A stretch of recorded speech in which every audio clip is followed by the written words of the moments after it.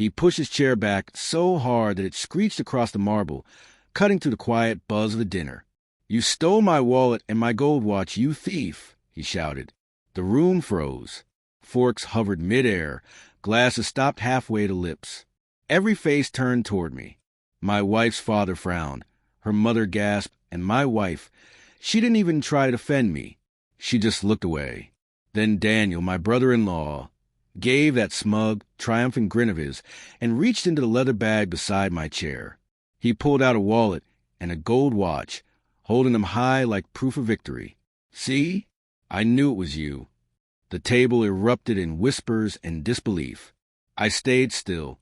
Then I laughed, quiet, steady, certain. It wasn't the laugh of a man caught. It was the sound of a man who'd already won. I once loved my wife deeply.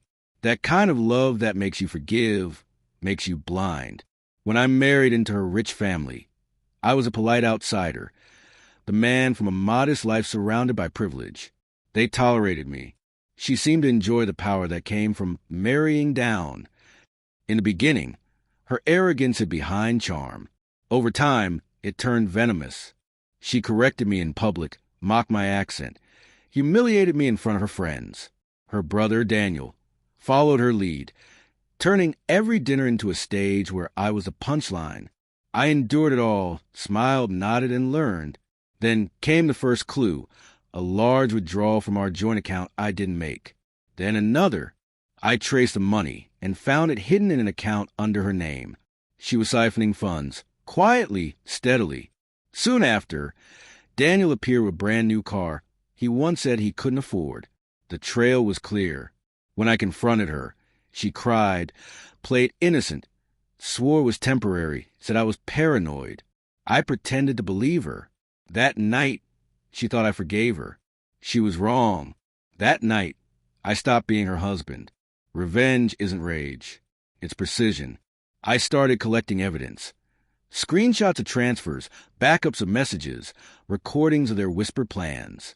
Then I installed a hidden camera in Daniel's office, capturing his gambling sessions and desperate phone calls to loan sharks. I even made sure one of his collectors found out how deep his debts went. When the chaos began to build around him, I gave him a way out, or at least that's what he thought. I proposed a peace dinner, a family gathering to mend things. My wife was thrilled.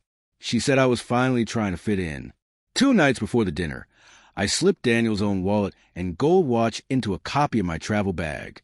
He'd see it beside me and assume it was mine. The trick wasn't planning the items. It was the timing. During dinner, I arranged for him to get a message. Check the bag beside him. "You'll find what's yours." He took the bait. He stood, "Accuse me," made his dramatic scene. And when he grabbed his things from the bag, I stayed perfectly still. Then, just as the room held its breath, his phone buzzed.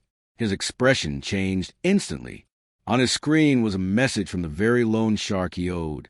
"Your secrets are out. Shouldn't have crossed me." And then my wife's phone vibrated too.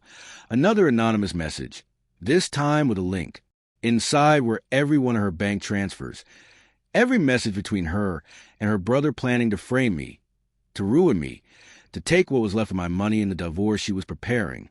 Her father snatched the phone from her hands, scrolling through the evidence in stunned silence. Her mother broke down quietly. Daniel stammered, pale, trembling. "This is fake. He hacked us. Check the timestamps." I said simply, "They did." My wife finally looked at me, her face drained of all color. "You knew?" she whispered. "For months," I replied. Silence followed.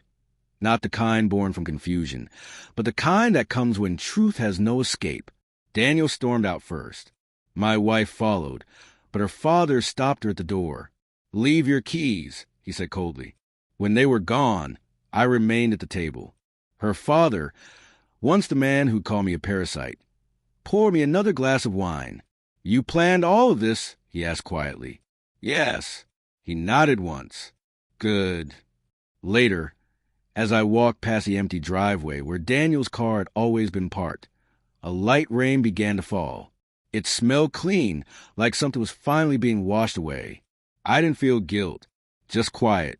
They had always seen me as a fool, the outsider desperate for their acceptance. But I was the only one who had known, from the very beginning, exactly how the evening would end,